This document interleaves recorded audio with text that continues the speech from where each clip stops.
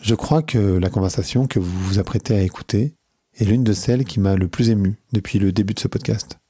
On dit souvent qu'à la fin de sa vie, on regarde en arrière pour savoir ce que l'on laisse derrière soi.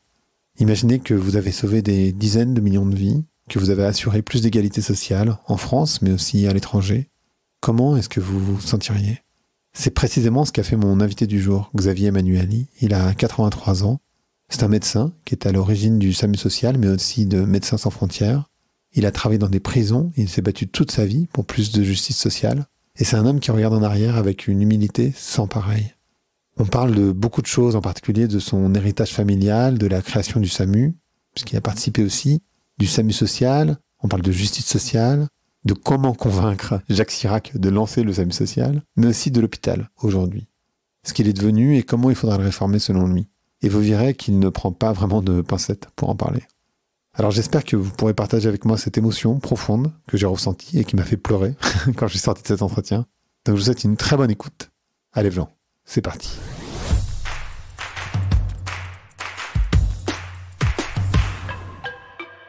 Bonjour à tous. Bonjour Xavier. Bonjour. Comment ça va aujourd'hui ? Ça va, oui, vraiment ça va. Bon. La question que je me pose quand je rencontre une personne comme vous, c'est qu'est-ce que ça fait d'avoir changé la vie de millions de personnes ? De millions ? Centaines peut-être de millions. C'est quand vous vous trouvez au bon moment culturel, au bon endroit avec les personnes qui apportent qui sont des catalyseurs. Et ça fait que vous êtes non seulement le témoin sans le vouloir, mais qui vous est donné, que la Providence vous offre un rôle actif.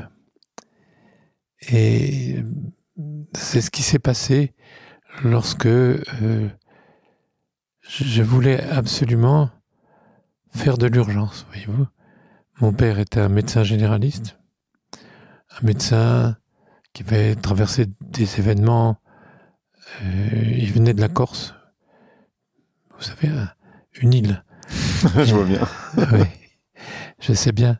Avec des coutumes latines, société traditionnelle et particularisme de l'île. Et il avait une simplicité, ce que j'appelle les nobles de la montagne, c'est-à-dire des gens qui ont un abord facile et de l'intérêt pour autrui. Vous savez, une appétence pour l'autre, une curiosité, mais une curiosité bienfaisante. Il avait été un stit, parce qu'en Corse, c'était une société un peu sous-dev. Et à son époque, je ne dis pas que c'est mieux maintenant, mais on pourra en parler. On pourra en parler. La seule façon de s'en sortir, lui qui était fils de veuve de guerre, dont la mère, ma grand-mère, avait été obligée de faire des coutures, des ménages, enfin.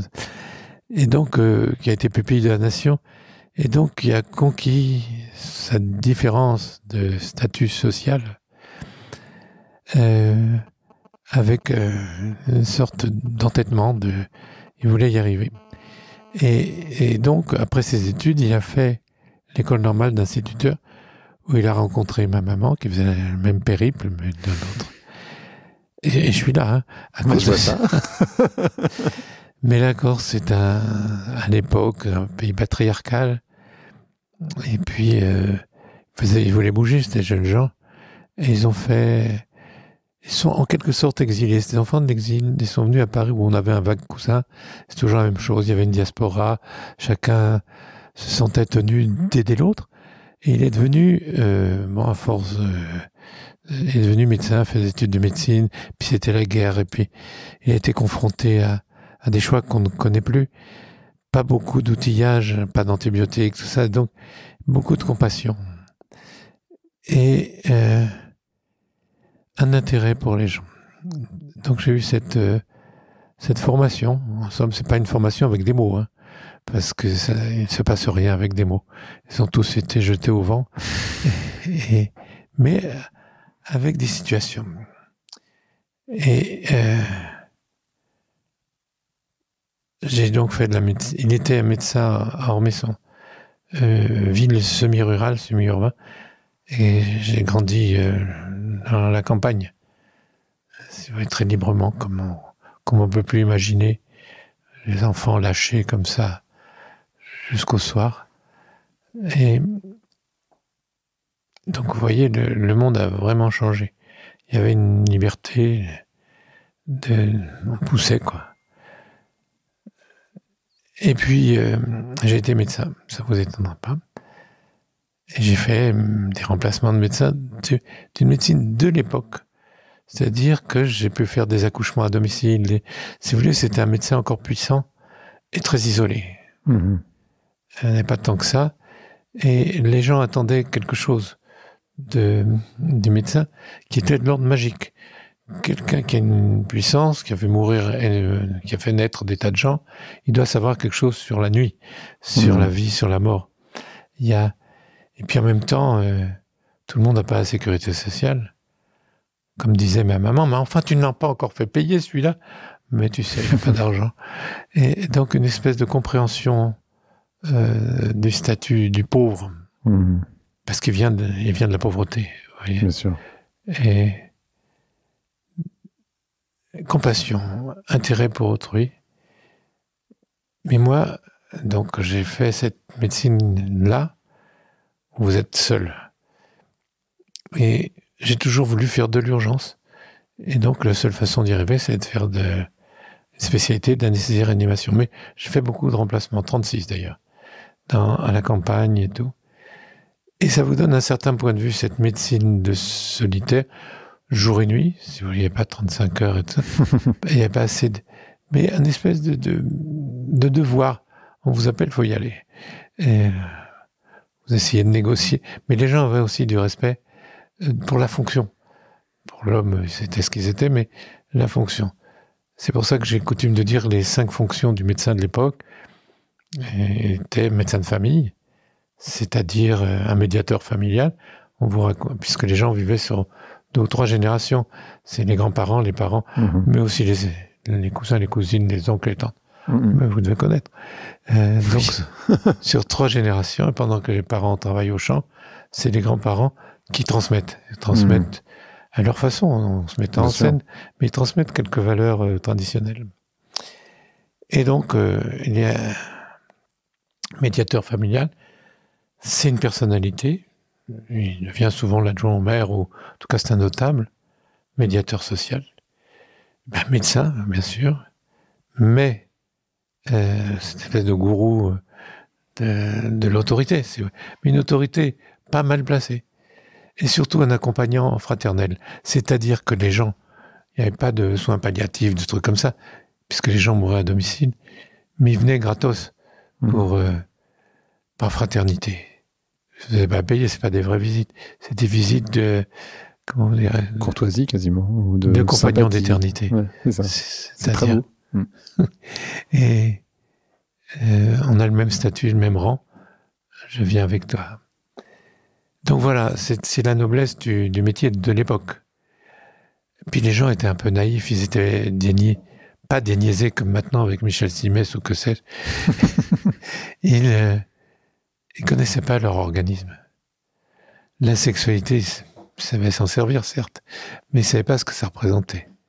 Les cycles des filles, tout. Là, et puis c'était un grand mystère, les pathologies.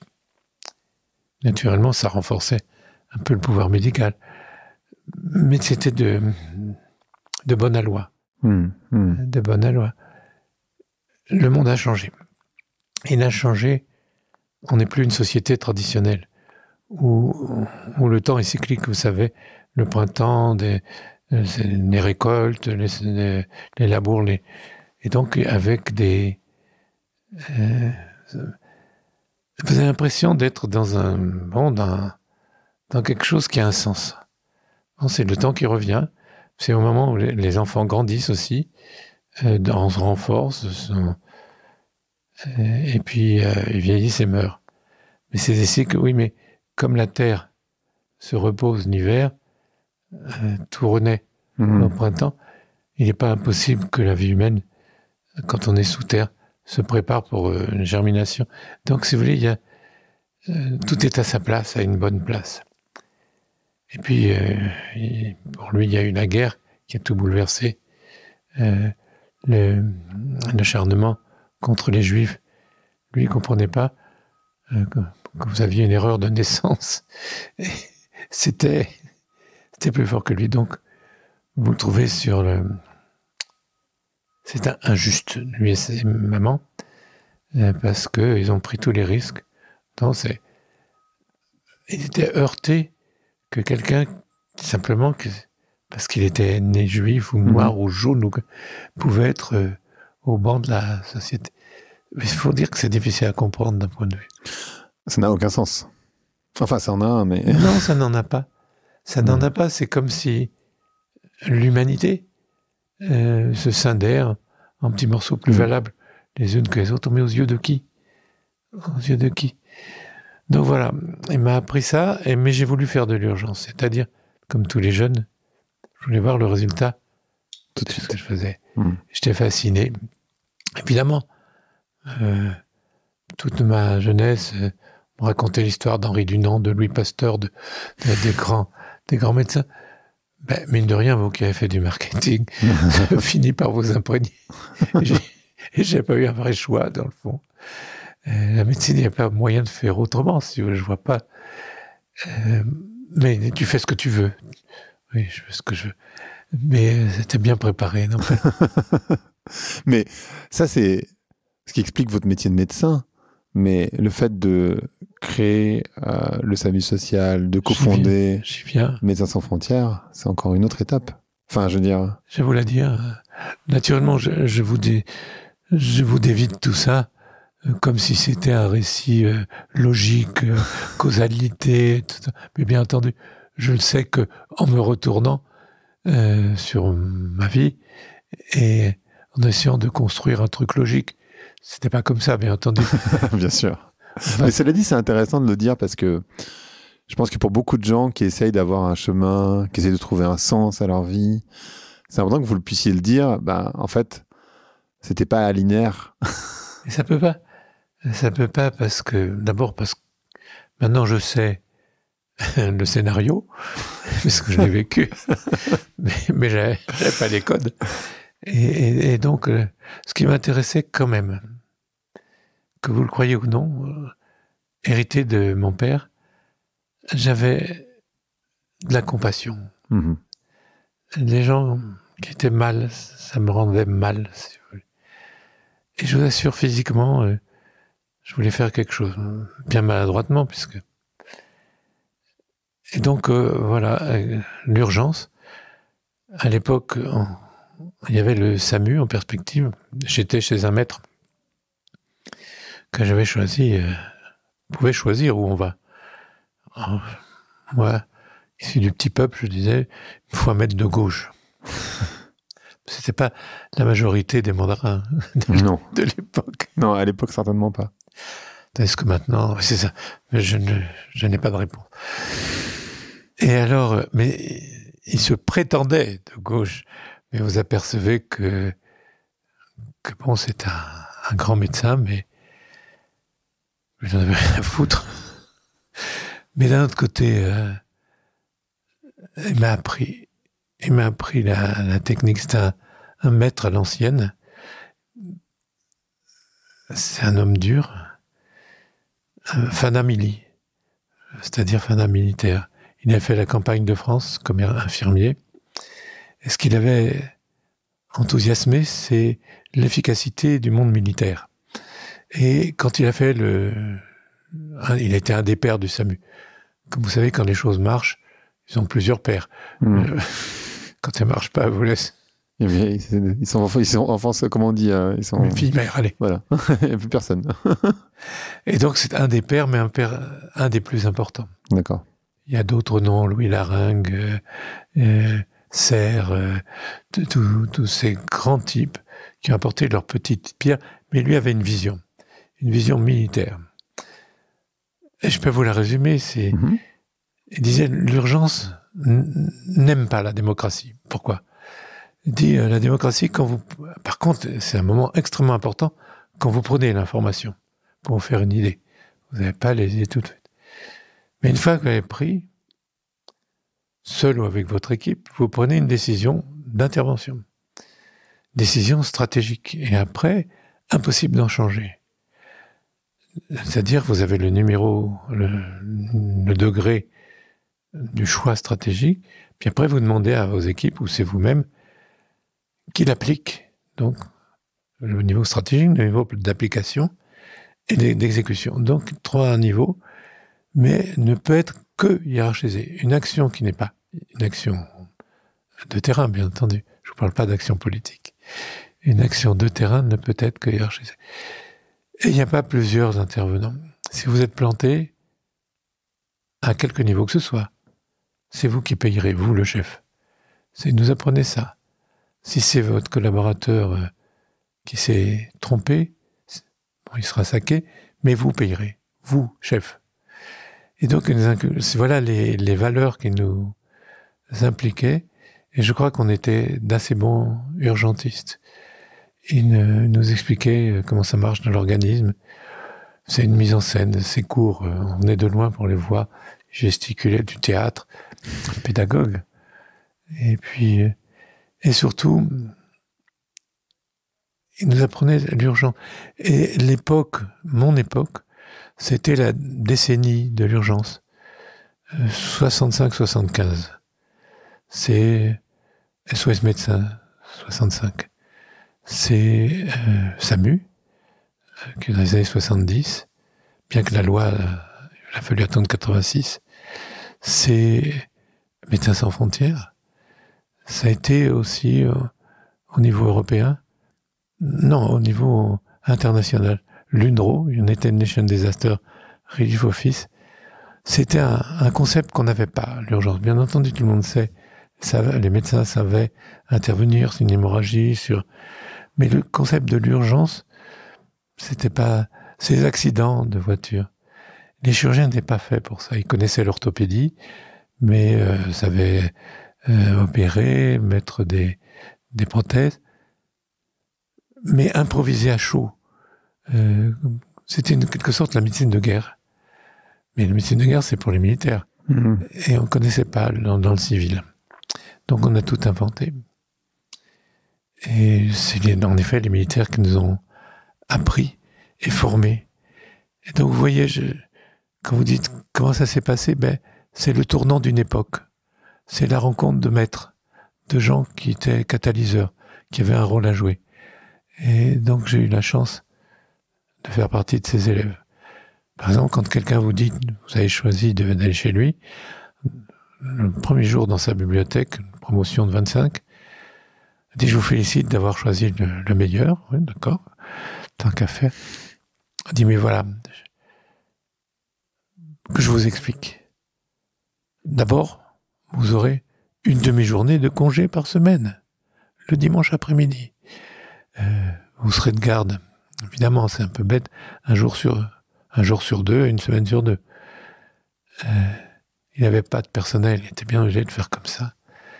C'était très dur. Mais comme on pouvait l'interpeller quand on voulait, jour et nuit, on ne faisait pas 40 heures, 72, 80. mais on construisait. C'est plus possible, quand vous êtes trop encadré ou corseté, de construire, d'aller dans l'inconnu. Et dans le même temps, on était des camarades, j'emploie exprès le mot, gauchistes et communistes. Pas grave, hein. Mais il faut le mettre dans l'époque. Hein. Dans l'époque, les jeunes gens étaient politisés. Il y avait eu les décolonisations, la guerre de Vietnam, la guerre d'Algérie. Beaucoup de nos camarades y avaient été. Moi, j'étais sursitaire, j'y étais sur le tard. Mais j'étais au Vietnam, mais sous une autre forme. Et donc, l'urgence qui naissait, Médecins sans frontières, on était des camarades, et on voulait, oh non, pas faire comme nos pères, pas ouvrir un cabinet de bourgeois, pas non plus aller à la fac, c'est pas notre truc. Fraternité. Il faut aider ces types. c'est, vous savez, le Che Guevara était médecin. Il écrit dans son journal, en arrivant dans ce village de Cuba, déshérité, j'avais à choisir entre mon sac de médicaments et mon sac de balles. J'ai ramassé mon sac de balles. Et donc, l'idée de l'action et la finalité de l'action s'est posée à nous. Et donc, on a fondé Médecins sans frontières. Mais comme vous voyez, on ne le savait pas. C'est l'urgence. Et j'ai été de ceux qui ont fait passer la culture de l'urgence à la culture de ce petit club de médecins marginaux. Parce qu'on n'est pas parti tout de suite, on n'a pas eu le fric tout de suite. J'imagine bien. La seule chose que je vais vous faire remarquer, que ce n'est pas des médecins qui ont fondé. C'est un journaliste qui s'appelait Raymond Borel. Il avait un journal médical, support de laboratoire, c'était à Winthrop. Et quand il y a eu l'ouragan au Pakistan oriental, qui s'appelle l'ouragan Bolo, il a dit, qu'est-ce qu'on peut faire? On est des médecins, on voit 500 000 morts et disparus, et nous, on est le cul sur notre chaise. Il faut qu'on s'engage. Vous doutez bien que des jeunes types qui est romantiques se sont tous inscrits, y compris un gars qui s'appelait Kouchner. Vous avez peut-être entendu ça. Forcément. Qui était une sorte de journaliste raté. Voilà, ça c'est dit. Vous pouvez couper ce que vous voulez. Qui avait été au Biafra. Il y avait été parce que De Gaulle voulait envoyer une équipe pour emmerder les Anglais, c'est toujours ça de prix, au moment de la guerre du Biafra au Nigeria, avec la Croix-Rouge française, qui ne savait pas recruter, et la Croix-Rouge internationale, qui a été donnée à la Croix-Rouge internationale. Bon, ils ont vécu la guerre, le tiers-monde, ils sont arrivés avec une certaine expérience.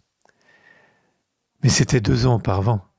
Et ils sont venus, l'équipe biafraise est venue renforcer MSF. Ils ne sont pas venus créer.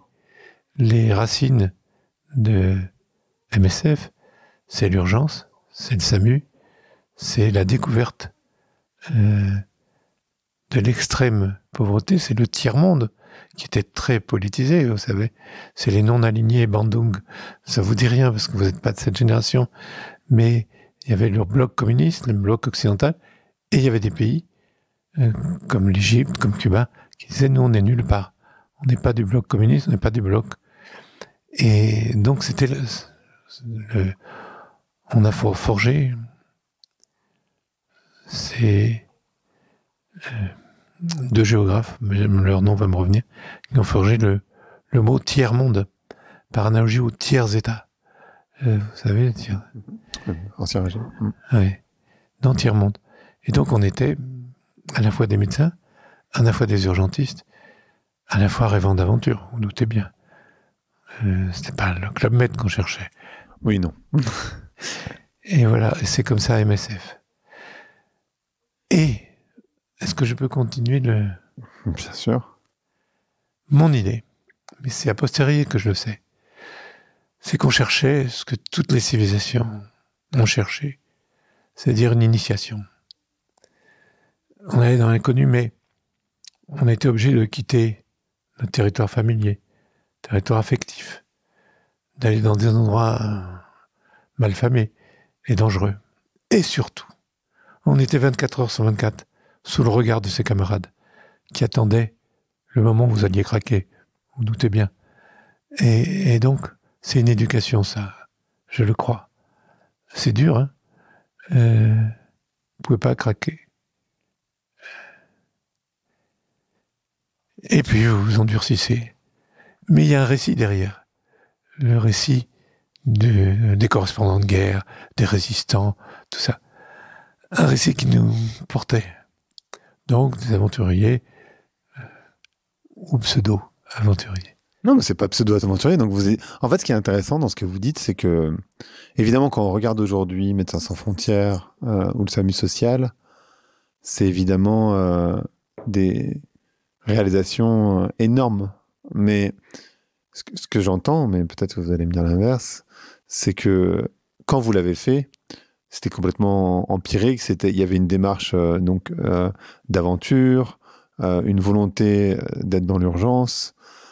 Et d'être des hommes. Ouais, complètement. Des vrais mecs, vous savez. Les filles vont éteindre votre radio. Mais c'était une mythologie très virile. Vous savez, comme les films qu'on voit. Mais à l'époque, on était quand même des marginaux, des vrais marginaux. Et après, bon, quand est-ce que ça s'arrête? Moi, je suis pas resté des mois et des mois sur le terrain. Je faisais 3 mois. C'est dans l'urgence. Mais quand vous rencontrez la guérilla, les camps de réfugiés, qu'est-ce que vous avez comme matériel médical pour réfléchir? Eh bien, la réanimation. Qu'est-ce qu'un camp de réfugiés? Un camp de réfugiés, c'est comme ça je raisonnais, comme un gros organisme en réanimation. Il faut apporter de l'eau. Combien d'eau par tête de pipe et tout ça? Et de la nourriture. Et les déchets, les chiottes, les ordures. Et comment on gère? Où est-ce qu'on met du propre vers le sale? Comment l'asepsie? Quel genre de flotte? C'est de surface, de phréatique?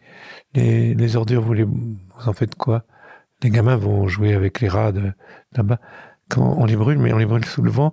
On découvrait, si vous voulez. Et puis les camps, c'est quoi? C'est une prison? Non, on peut aller venir. Alors, un camp ouvert, comme dans nos circuits, ou un camp fermé, semi-ouvert. Donc, la nomenclature que j'avais décrit, moi, réanimateur, elle existe encore. Le camp ouvert ou le camp fermé. Et si vous voulez, mais tout ça, vous voyez, par analogie. Il y a même des gens, comme à la caserne, qui disaient comment on sait si vos soldats sont bien tenus. Vous pesez tout le monde, vous faites le poids moyen de votre caserne, combien elle pèse, à l'entrée, et alors les personnes... des conneries, quoi. Mais on n'avait pas d'outils. Et on cherchait. Et c'est une aventure médicale. Évidemment, les grands médecins coloniaux, parce qu'ils étaient très fiers d'être des médecins coloniaux. Encore maintenant, ce sont mes idoles. C'est des mecs qui avaient des territoires 2 fois grands comme la France. Une hiérarchie qui était prêt à les renier s'ils se plantaient. Il fallait inventer des méthodes. La méthode de Eugène Jameau, et ils découvraient tout. C'était nos maîtres. Et là, il a fallu... Qu'est-ce que c'est que la médecine de guerre? Qu'est-ce que c'est que le triage? Que deviennent nos valeurs?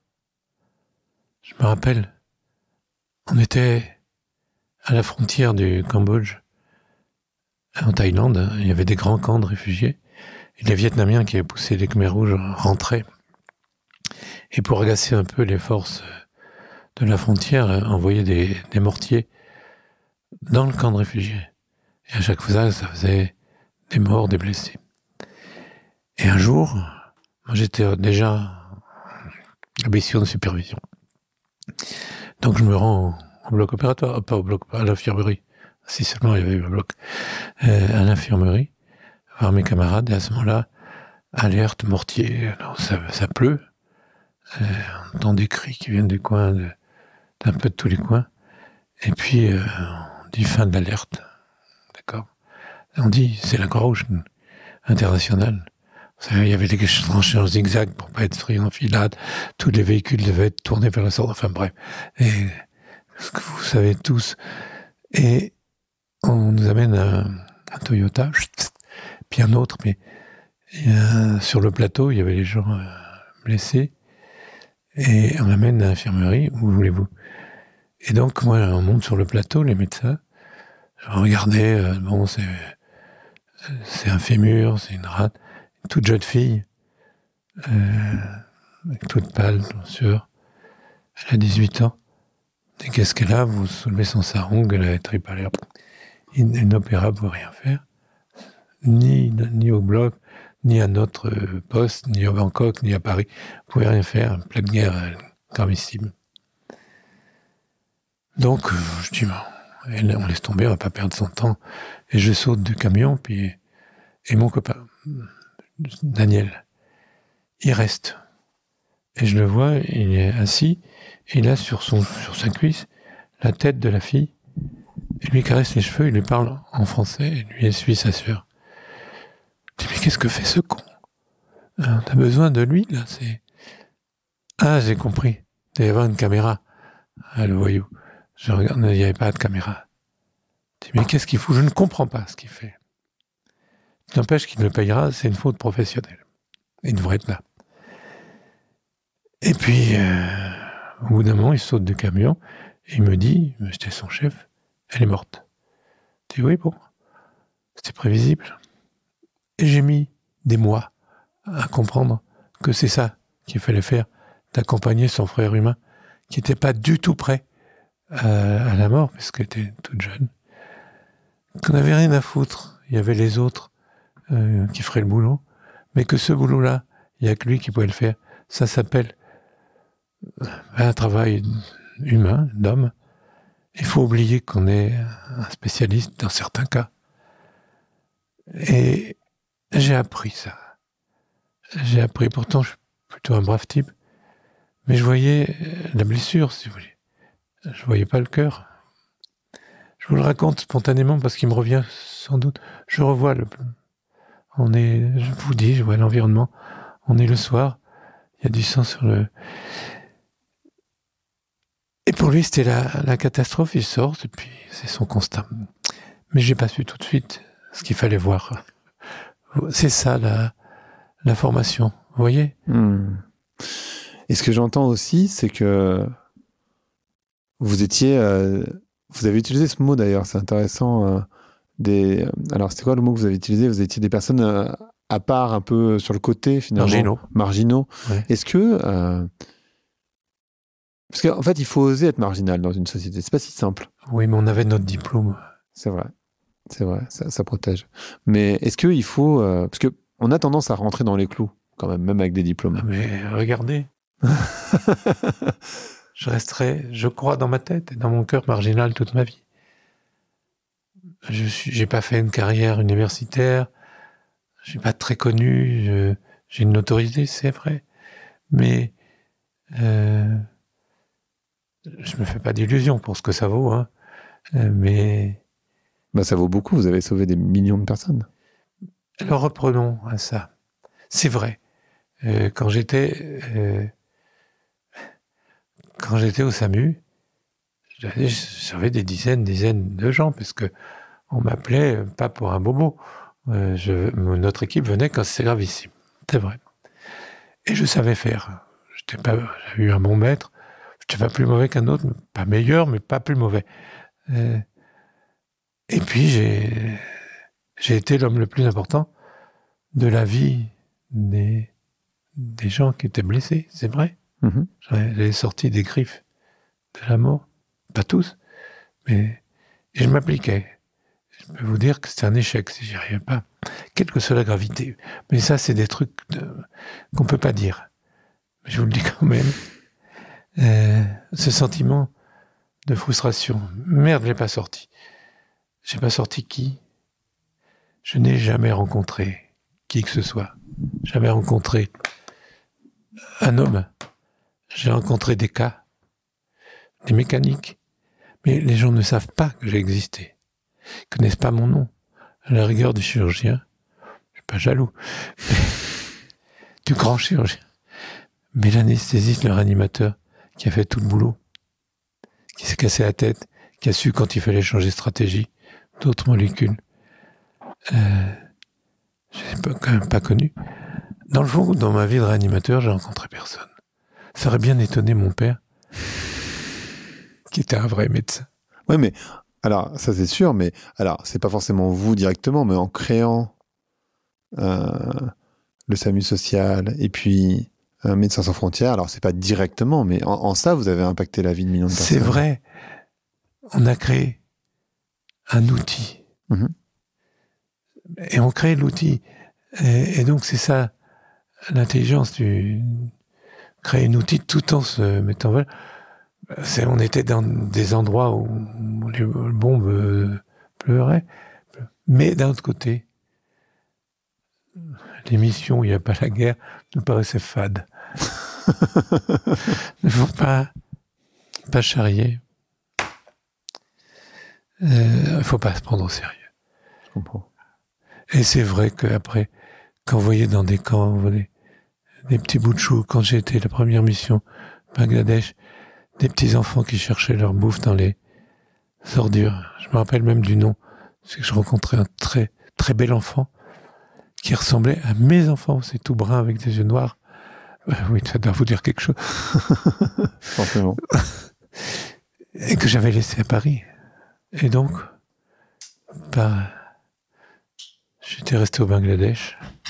C'était Pakistan oriental, qui est devenu le Bangladesh. Les gens se fusillaient dans tous les coins. Il y avait la variole. Tout ça. Un jour, j'ai cru que j'allais crever, là. Et chaque jour, une chiasse qui vous coupe en deux. Je peux juste pas demander de remonter. Une chiasse qui vous coupe en deux 6 fois par jour.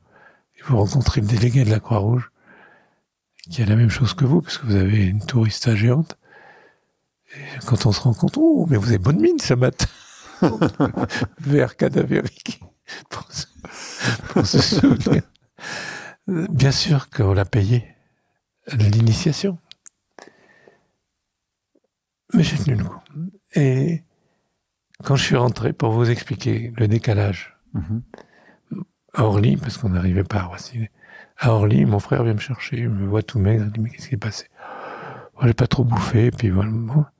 Puis tout d'un coup, j'ai dit, Jean-Marc, regarde. Mais qu'est-ce qu'il y a à regarder? Mais l'affiche. Je dis, mais quelle affiche? C'est une affiche pour nourriture pour chiens, Canigou. Je dis, mais là-bas, les mômes, ils meurent, ils n'ont rien à bouffer. Le chien.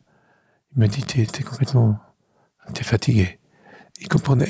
Pour moi, il y avait un hiatus monstrueux.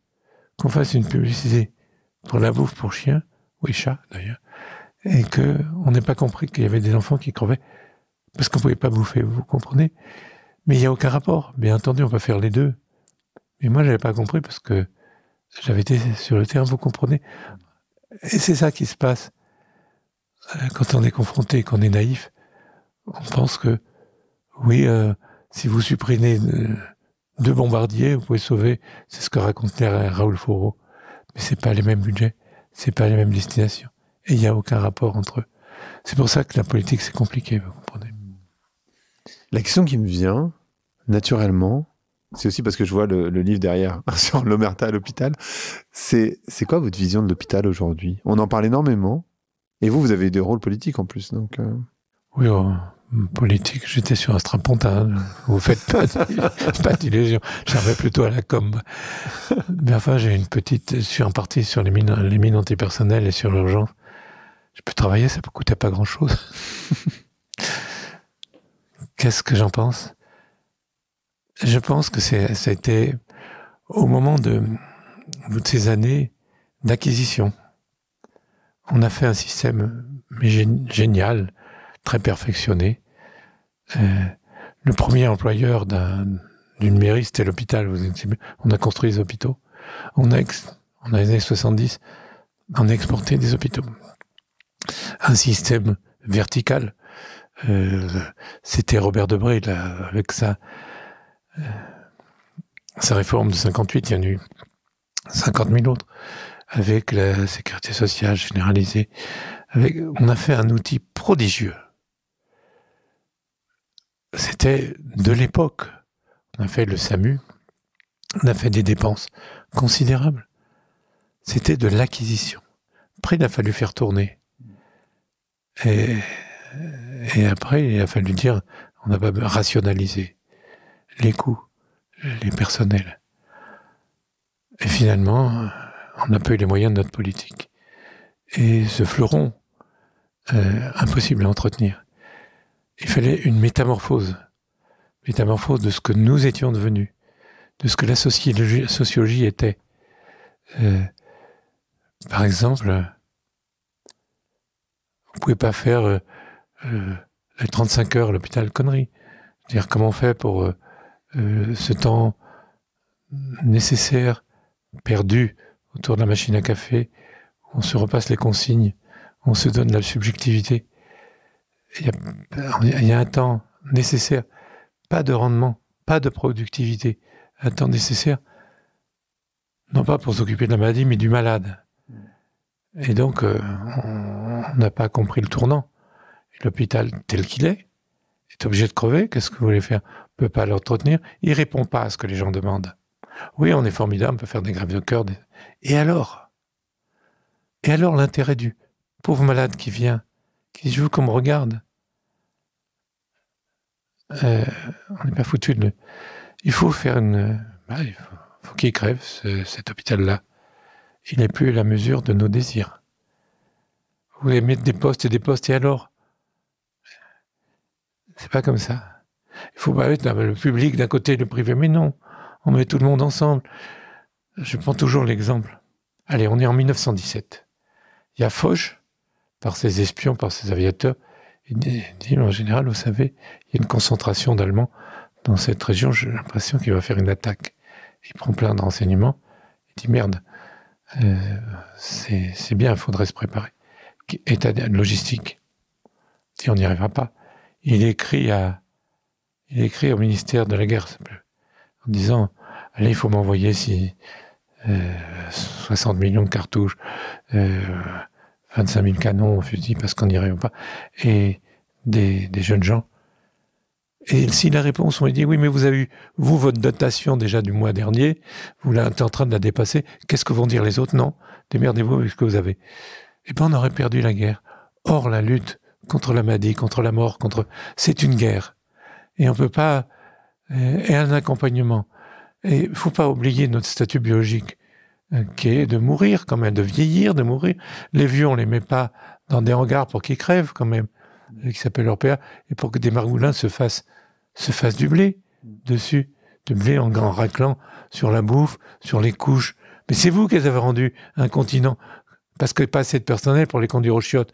Donc vous êtes obligés de pisser au lit. Et maintenant, vous en faites des clochards. Donc si vous voulez, on amoindrit. C'est ça notre système de santé? Est-ce que c'est d'attendre des gens 9 heures dans les plateformes parce que dans les urgences, dans les couloirs? Non. On n'a pas compris que c'est un système obsolète.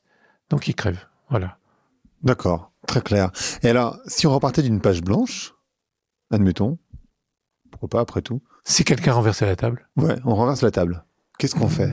N'ayez pas peur, ça se passera pas comme ça. Bon, on peut renverser la table. Hein. Pas avec le personnel qu'on a. Je sais pas d'où on le sort, cela même.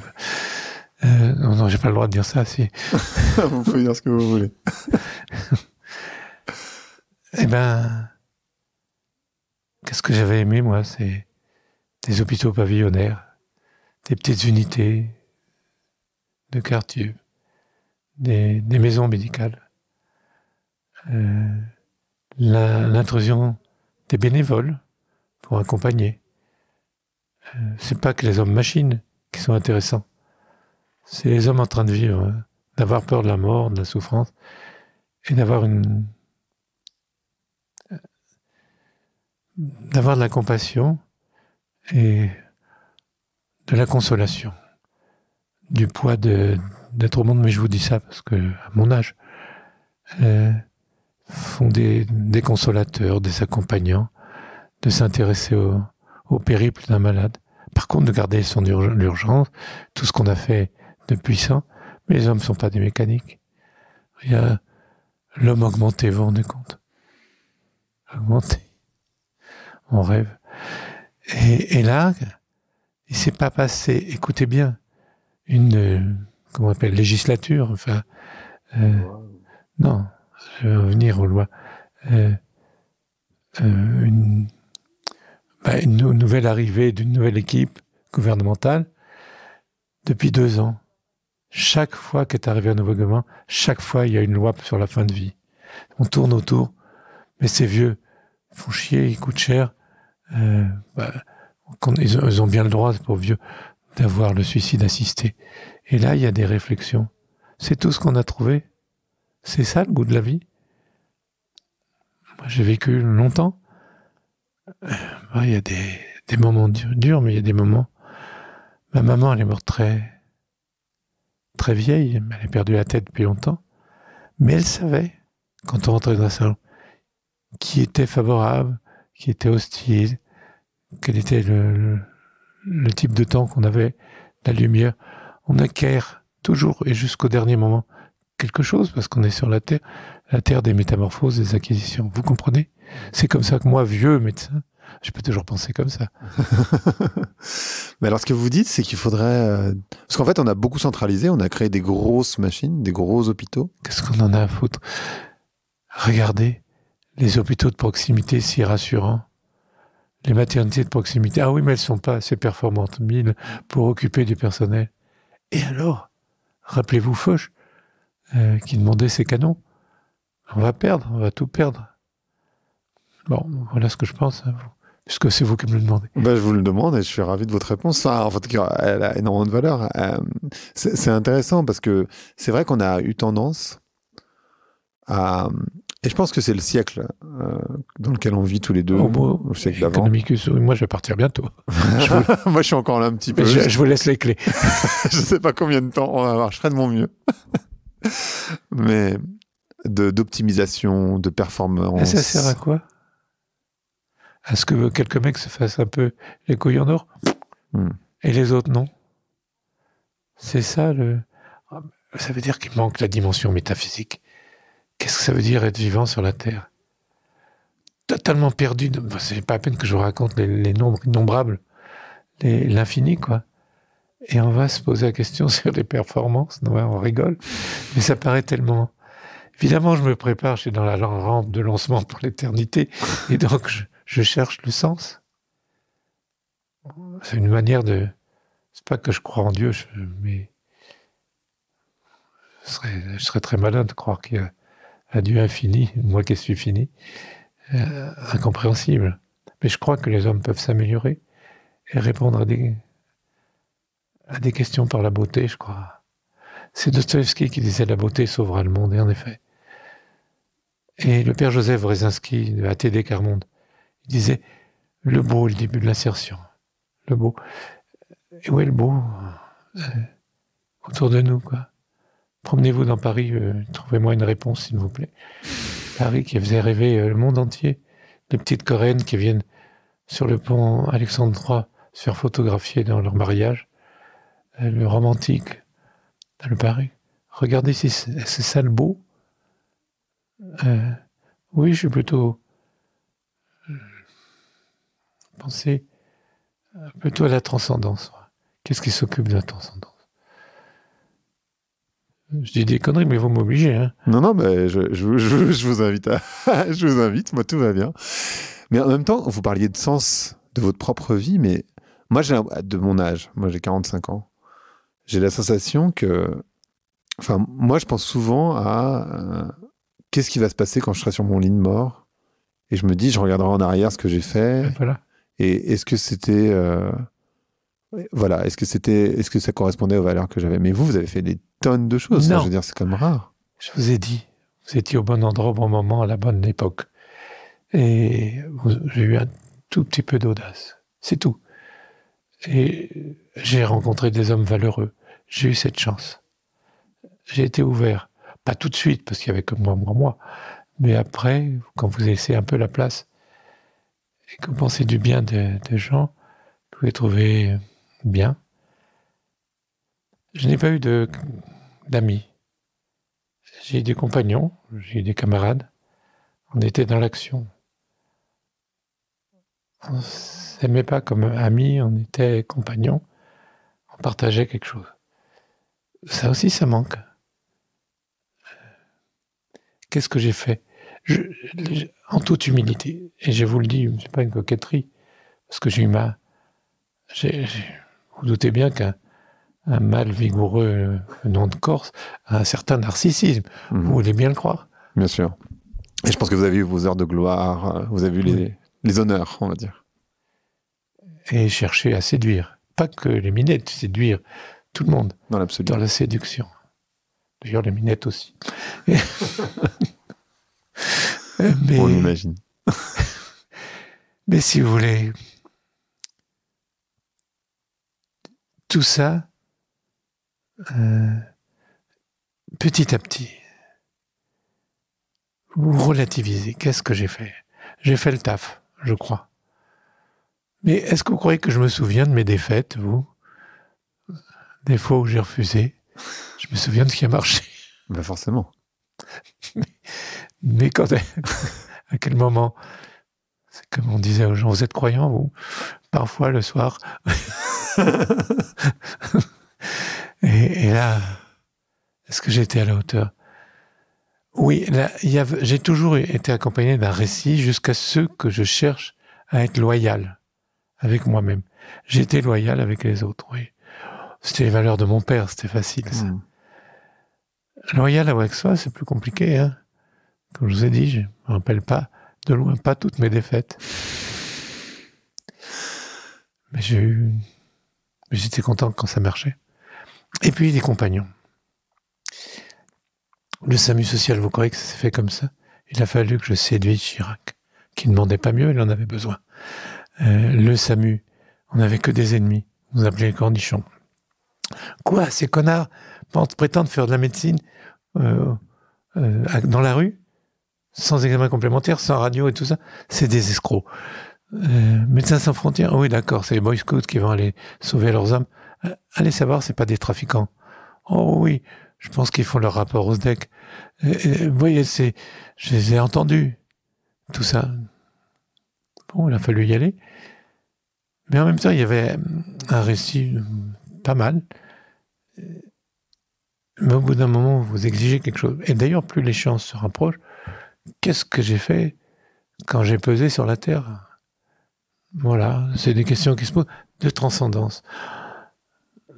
Écoutez, je suis désolé si vous venez entendre un vieux ronchon. Ah non, moi je suis ravi. Moi je trouve ça hyper touchant en fait. C'est ce qui manque, quoi, de la loyauté. Je sais pas si c'est ronchon, moi j'ai pas l'impression de vous entendre ronchon. Mais moi je vous entends authentique, plus que ronchon. Est-ce que j'ai le choix? Est-ce que vous avez le choix? D'être authentique? Ouais. À quoi ça sert? Ah moi je suis assez convaincu. Hein. Pouvoir, en tout cas j'ai été au gouvernement. Ça vaut ce que ça vaut, mais on m'appelle encore monsieur le ministre. S'il savait. Les honneurs, je les ai pas refusés. Je n'ai pas demandé, je les ai acceptés. Le fruit que j'en ai pas eu besoin. J'ai été praticien hospitalier. Qu'est-ce que j'aurais fait du blé? Parce que faut perdre du temps pour en acquérir un. Bon, comme j'étais pas un héritier.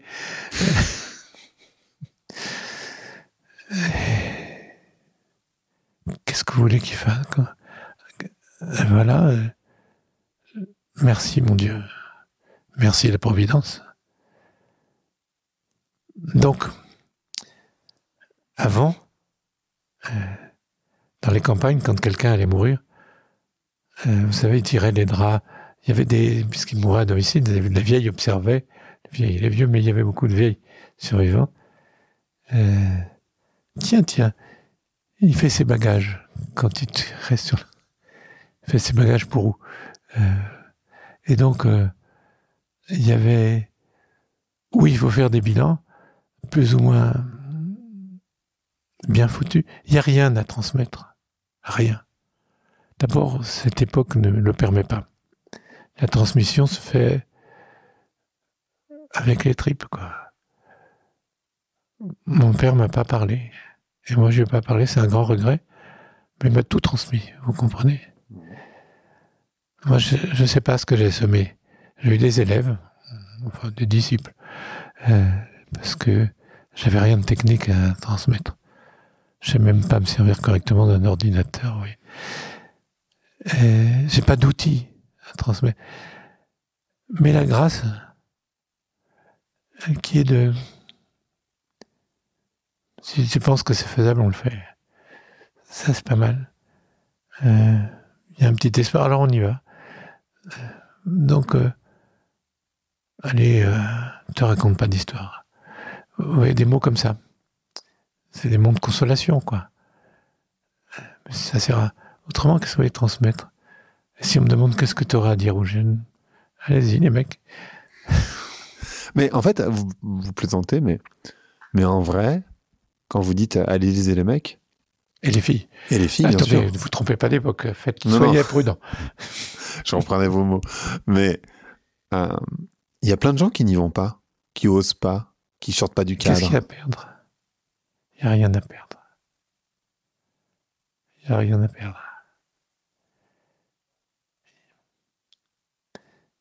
Vous savez, quand il y a des gens étrangers, comme vous qui viennent pour une interview, non, c'est bien ce que vous avez fait. Ça me fait plaisir, c'est vrai, mais je me demande, mais qu'est-ce que j'ai fait qui l'attire? Vous voyez? Les premiers temps du SAMU social, quand je l'ai créé, grâce à Chirac, maire de Paris, hein, je me donnais un rond, mais il a... J'avais une question sur comment on séduit un homme comme Chirac. Eh ben, ça va vous étonner. J'avoue, je finis mon truc. Mais il a dit, on va faire ton... Il m'a tutoyé. Mais comment lui il me séduit? Le mec important qui me dit, toi le petit médecin. Il m'a dit, on va mettre... J'ai un copain, Transdev, qui a des véhicules, je te les mets à disposition. Allez, t'as besoin d'infirmiers? Ah bon, les mecs qui font leur service militaire plutôt que de soigner des corps aux pieds, je te les envoie. Les travailleurs sociaux, ah ouais, on va leur donner des primes, qu'est-ce que t'en penses? Je pensais que du bien. Et puis pour l'hébergement, on va demander à mon copain Muller, qui était colonel de l'armée de Sénu. On a bricolé. Et puis ça s'est fait. Et après, à toi de transformer l'essai, mec. Et donc... J'y allais. Pour les premiers soirs, il y avait les infirmières.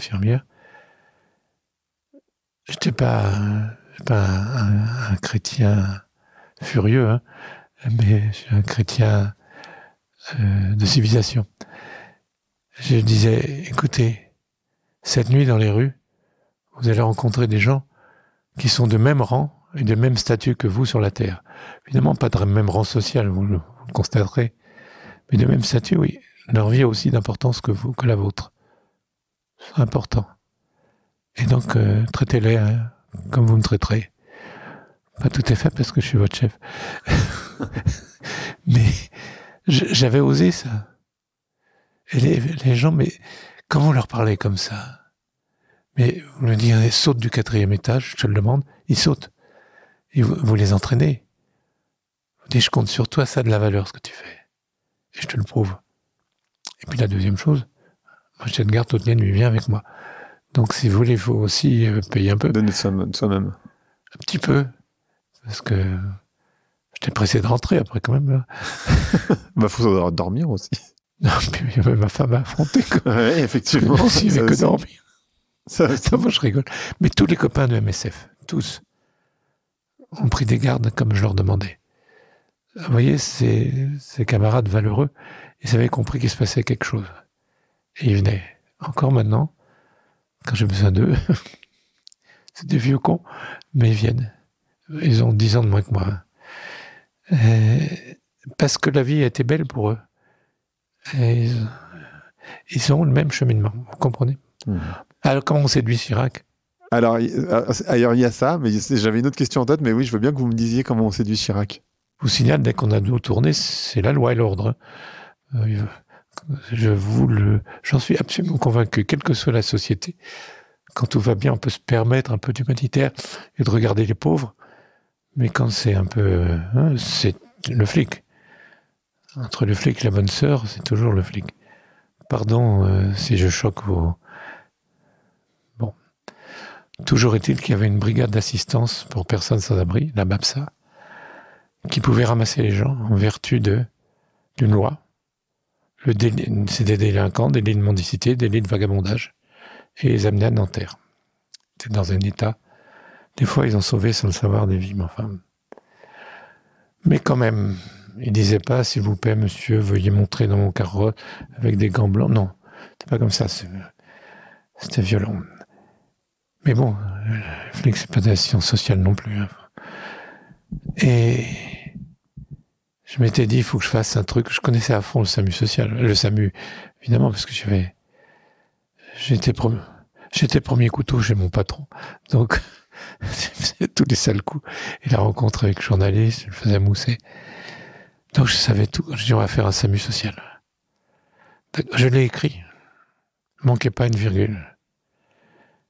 Je dis plutôt que d'avoir des flics qui ramassent, c'est honteux. Vous savez, j'étais de gauche à l'époque. Droite d'aube.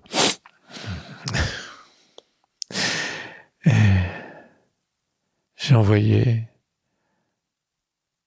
C'était Simone Veil, ministère de la Santé et de Solidarité. On recevait le président du Médecins sans frontières, quand même pas la même ministre.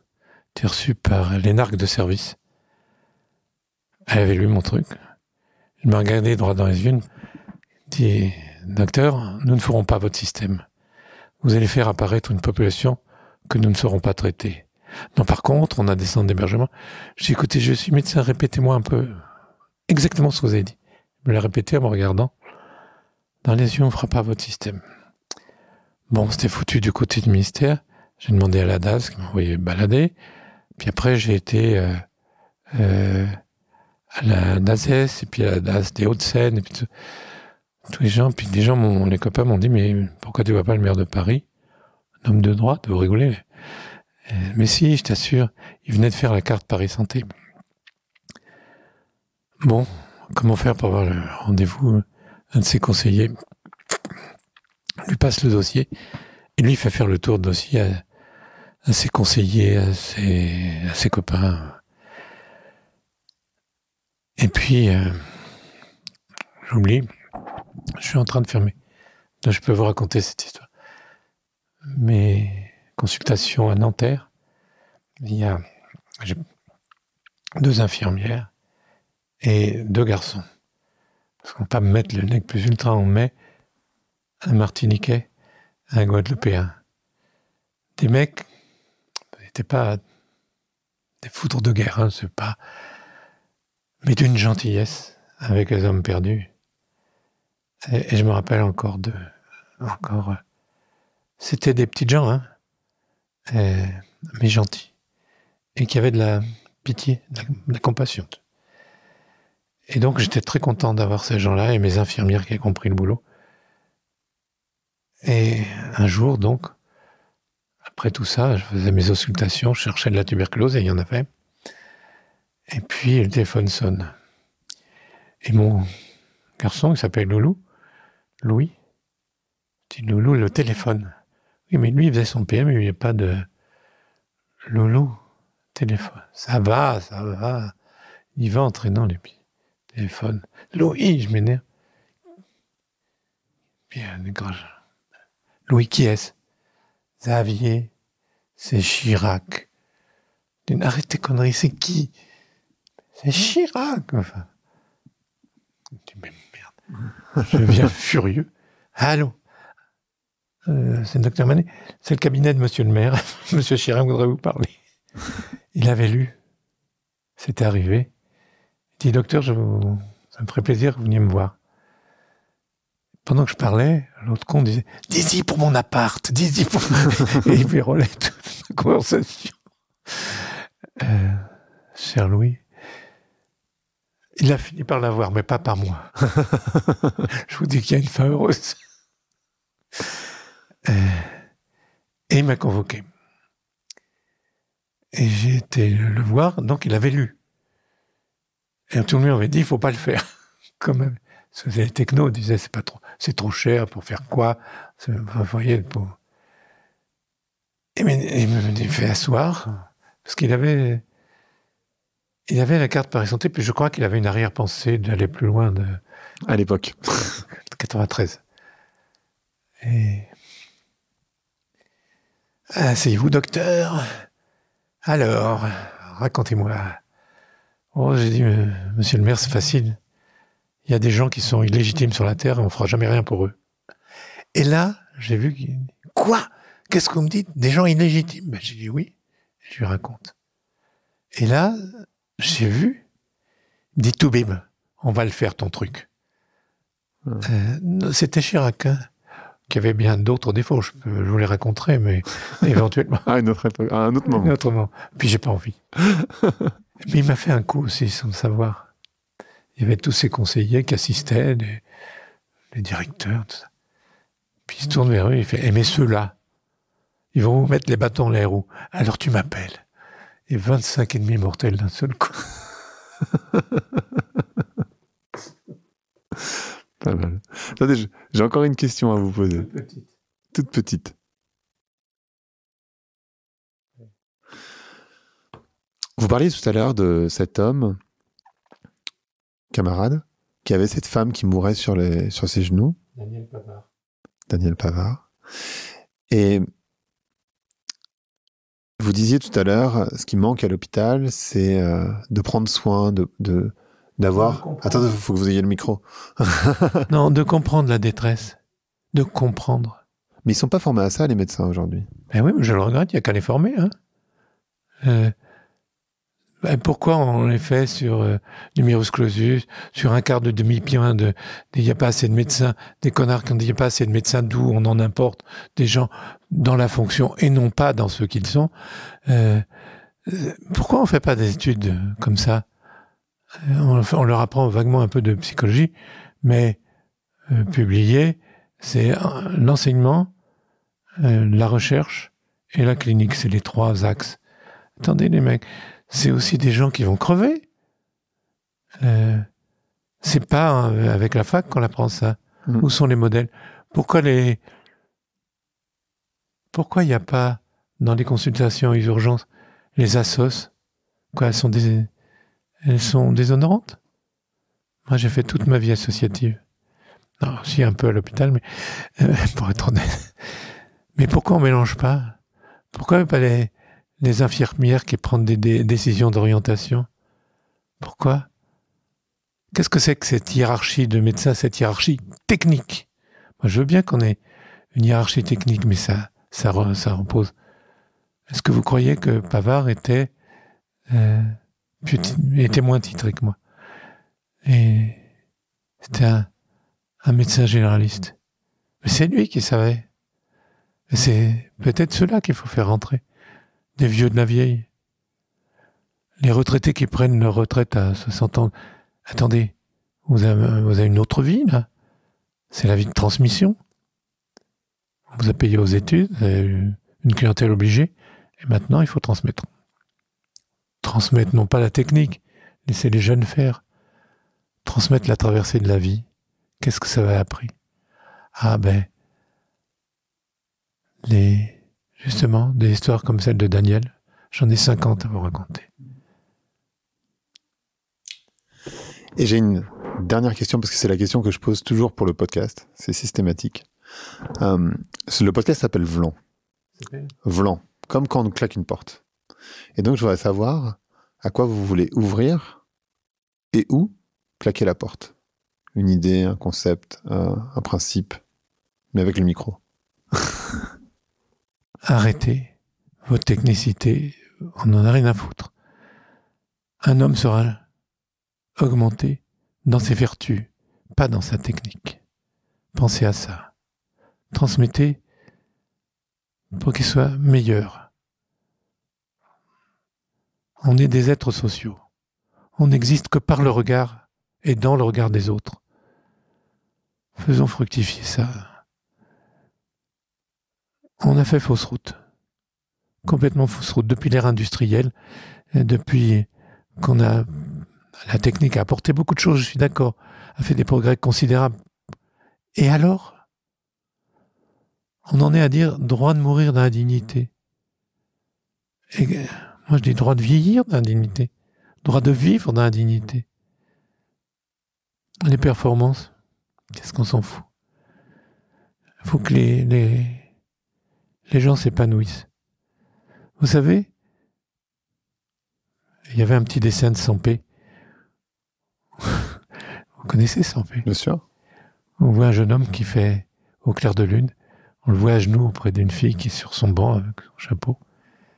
Il lui dit « Biscuit brun, pâte la lune », croyant... Il reprend un slogan qui n'a aucun intérêt, qui est un non-sens. Quand vous voulez draguer, de quoi vous parlez? De vos prouesses, bien entendu, mais des jolies choses qui est autour de vous, des jolies choses qui est autour d'elle. Vous parlez de poésie, vous échangez les images de cinéma, Donc vous savez à quel moment, quand quelqu'un meurt, moi je vois des mandarins atroces, et vous voyez, il se donnait sans cesse à ses élèves, il aimait les pauvres, on ne voit que les vertus du mec, qui était un mandarin infernal. C'est que derrière nous, chacun dans nos cages thoraciques, on sait très bien ce qui est beau et bon et vrai. Est-ce quand les gens sont en danger, sont fatigués, sont malades, qu'ils sont fragiles, mais on essaye, c'est immatériel, met une main sur leur épaule. Remarque, je n'ai pas toujours su ça, mais l'hôpital, il faut le jeter au rebut. Notre système de santé, c'est devenu, comment vous dirais-je, un système hostile. Vous avez vu la santé hostile? Quant à notre personnel politique à tous les échelons, c'est pas brillant. Merci beaucoup. Merci d'avoir écouté Vlan. Si vous avez aimé l'émission, n'hésitez pas à mettre des étoiles sur vos plateformes de podcast préférées. Vous pouvez aussi partager l'épisode sur vos réseaux sociaux, Instagram Stories, Facebook, LinkedIn, où vous voulez. Je suis Grégory Pouy. Vous pouvez me retrouver sur l'intégralité des plateformes sous le nom Greg from Paris. Si vous avez des idées pour des invités, si vous avez des commentaires, n'hésitez surtout pas à m'envoyer un message. Allez, merci et à bientôt.